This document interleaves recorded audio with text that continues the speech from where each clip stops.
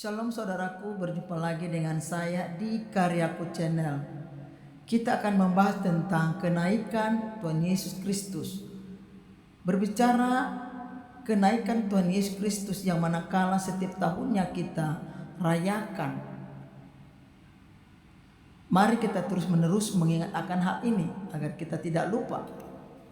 Maka di sini perlu kita bahas kembali definisi dan pengertian. Kenaikan Tuhan Yesus adalah peristiwa ketika tubuh Yesus telah bangkit dan mulia secara nyata dan terbuka terangkat naik ke surga. Hal ini disaksikan oleh murid-muridnya lalu duduk di sebelah kanan Allah Bapa. Ini adalah peristiwa sejarah sekaligus peristiwa kemuliaan, pengangkatan dan penebatannya sebagai Raja dan Tuhan atas segala sesuatu. Jadi ini bukan perkara yang baru bagi kita, tetapi terus kita kumandangkan ini agar kita tidak lupa akan peristiwa sejarah ini bagi orang percaya kepada Tuhan. Hal ini disampaikan dalam Kisah Para pertama ayat 3 sampai 11. Dikatakan sesudah penderitaannya yang memberikan banyak tanda yang meyakinkan kepada mereka bahwa ia hidup. Selama 40 hari ia menampakkan diri kepada mereka dan berbicara tentang kerajaan Allah. Dan ketika ia makan bersama-sama dengan mereka, ia memerintahkan mereka jangan meninggalkan Yerusalem, tetapi menantikan apa yang dijanjikan Bapa yang telah kamu dengar daripadaku.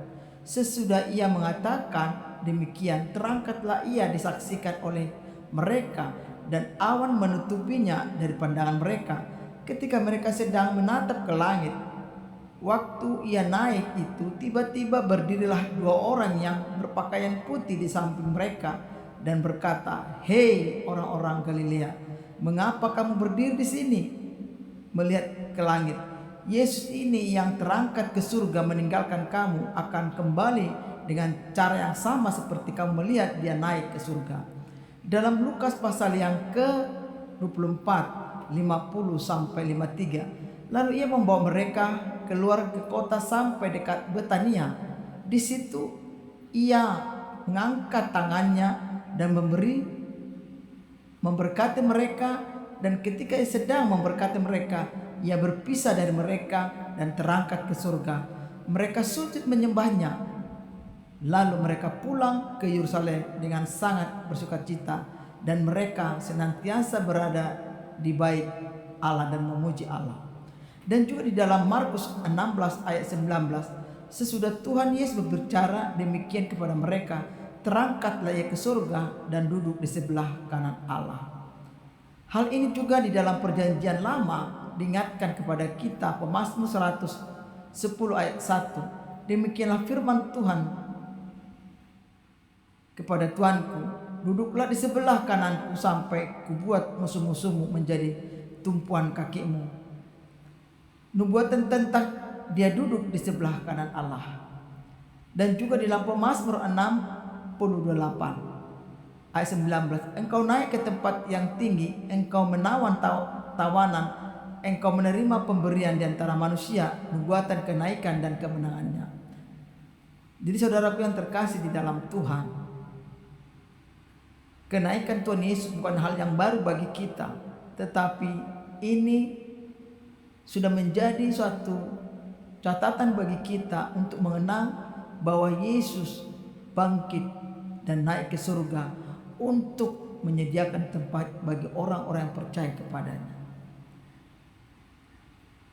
Tidak lagi diragukan dalam kesaksian ajaran Perjanjian Baru pun sudah jelas dinyatakan, tidak ada seorang pun yang naik ke surga selain daripada dia yang telah turun dari surga, yaitu Anak Manusia, menegaskan hanya dia yang berasal dari surga yang bisa naik kembali ke sana.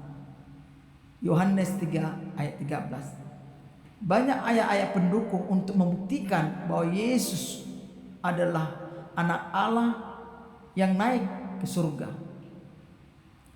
1 Petrus 3 ayat 22, yang duduk di sebelah kanan Allah telah ia naik ke surga sesudah segala malaikat kuasa dan kekuatan takluk kepadanya, menegaskan otoritas penuh yang diterimanya. Dan juga dalam Efesus 4 ayat 8 sampai 10, sebab itu firman Allah tak kala ia naik ke tempat tinggi, ia membawa tawanan-tawanan, yang memberikan pemberian-pemberian kepada manusia, dan ia naik. Itu apakah artinya yang lain daripada bahwa ia juga turun ke bumi? Ia yang turun itu sama dengan ia datang naik ke atas langit, dan supaya yang penuh segala sesuatu. Kenaikan berarti ia berkuasa memenuhi segala tempat. Artinya di sini adalah Allah yang berdaulat, Allah pemilik segala sesuatunya.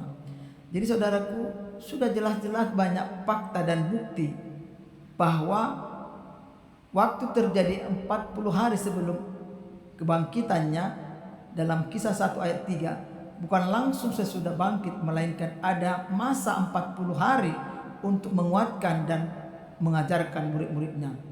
Jadi peristiwa ini sudah jelas sekali sesudah Yesus naik, dia menampakkan diri kepada murid-muridnya selama 40 hari. Sudah jelas sekali dinyatakan di dalam firman-Nya agar kita tidak meragukan akan hal ini. Maka makna daripada hal ini, bukti bahwa ia adalah Tuhan dan Allah. Hanya dia yang berasal dari surga yang bisa kembali ke sana. Ini membuktikan klaimnya bahwa dia satu-satunya Allah Bapa. Yohanes 3 ayat 13. Penobatan sebagai sang raja. Di surga dia menerima kekuasaan mutlak. Segala sesuatu yang telah diletakkan di bawah kakinya. 1 Korintus 15 ayat 27. Sekarang ia memerintah atas segala pemerintah, kuasa dan kekuatan di langit dan di bumi. Sudah jelas sekali di dalam hal ini dinyatakan dalam firman-Nya, dialah raja segala raja. Pelayanan sebagai imam besar dan pengantara. Ia duduk di sebelah kanan Bapa untuk mendoakan dan mewakilkan kita. Ibrani 7 ayat 25. Dia adalah jalan dan sekarang dia sedang mempersiapkan tempat bagi kita. Yohanes 14 ayat 2 sampai 3. Jaminannya bahwa kita juga akan diangkat. Karena dia kepala, kita adalah anggota tubuhnya. Kemana kepala pergi, kesanalah tubuhnya akan ikut. Kenaikannya adalah jaminan bahwa kita yang percaya akan dibawa masuk kemuliaannya. Efesus 2 ayat 6. Tanda mulainya zaman gereja. Di sini dikatakan bahwa setelah ia naik ke surga, Roh Kudus dicurahkan pada 10 hari kemudian, pada hari Pentakosta naiklah Allah dengan syarat agar Roh Kudus datang, sebab jika aku tidak pergi, penolong itu tidak akan datang kepadamu. Maka jelas sekali kenaikan Tuhan Yesus tidak serta-merta begitu saja, tetapi dia mengutus roh penghibur, roh kekuatan bagi kita supaya kita tetap menjaga kehidupan kita. Maka saudaraku yang terkasih di dalam Tuhan, mari kita percayakan akan hal ini, bahwa kebangkitan Tuhan Yesus nyata bagi kita orang percaya. Oleh sebab itu janganlah kita meragukan akan peristiwa ini.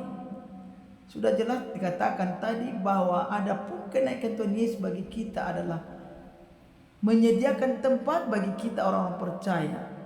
Maka hal ini Tuhan memberikan kesempatan bagi kita untuk memperbaiki hidup kita selama kita ada di dunia ini. Mari kita perbaiki dan mari koreksi kehidupan kita. Ketika Tuhan Yesus datang kedua kali, kita pun ikut terangkat. Kita pun ikut terangkat bersama-sama dengan Tuhan dan menikmati Yerusalem yang baru yang Tuhan sediakan bagi kita. Saudaraku yang terkasih di dalam Tuhan, mari kita meresponi akan hal ini agar kita selama masih ada dalam hidup ini yang Tuhan berikan bagi kita, marilah kita mencari kebenarannya mencari kerajaan Allah agar kita menikmati kehidupan kekal yang Tuhan sediakan. Mari kita jangan sia-siakan waktu yang ada.